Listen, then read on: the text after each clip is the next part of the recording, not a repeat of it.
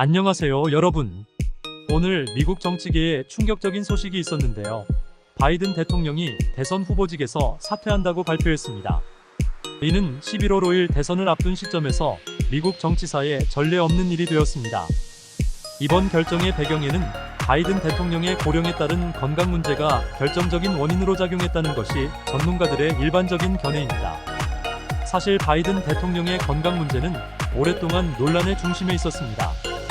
우리는 그동안 바이든 대통령의 실수나 사고 소식을 단편적으로 접해왔지만 이 사건들이 어떻게 해석되고 왜 중대한 사안인지 파악하기 어려웠습니다.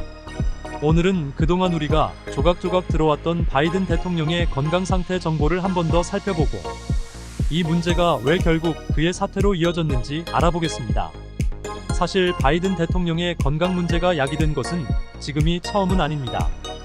2021년 취임 당시 78세로 미국 역사상 가장 고령의 대통령인데다 취임 이후 그의 건강 상태에 의구심이 드는 사건들이 지속적으로 발생하였습니다.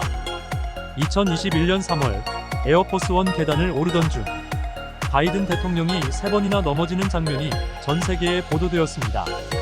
이 사건은 그의 신체적 건강에 대한 첫 번째 큰 의문을 제기했죠. 2022년 7월에는 주말 자전거 라이딩 중 바이든 대통령이 갑자기 넘어져 부상을 입었습니다. 다행히 큰 부상은 아니었지만 이 사고는 그의 균형 감각과 반사신경에 대한 우려를 불러일으켰습니다.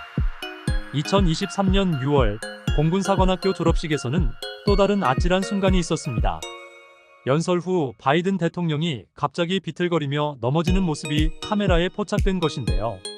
이 장면은 소셜미디어를 통해 빠르게 확산되었고 그의 건강 상태에 대한 논란을 다시 한번 점화시켰습니다.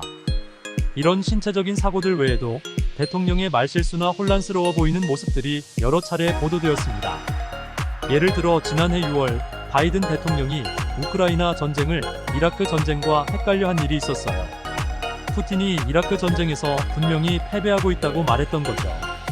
현재 진행 중인 전쟁과 20년 전 전쟁을 혼동한 겁니다. 올해 초에는 더 황당한 일이 벌어졌어요. 나토 정상회담에서 우크라이나의 젤렌스키 대통령을 소개하면서 푸틴 대통령이라고 말해버린 거예요. 적국의 대통령과 동맹국의 대통령을 헷갈리다니 정말 당황스러운 순간이었죠. 그뿐만이 아니에요.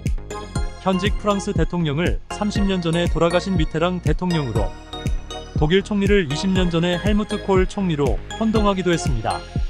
현재와 과거를 구분하지 못하는 듯한 이런 모습들이 사람들의 걱정을 키우고 있어요.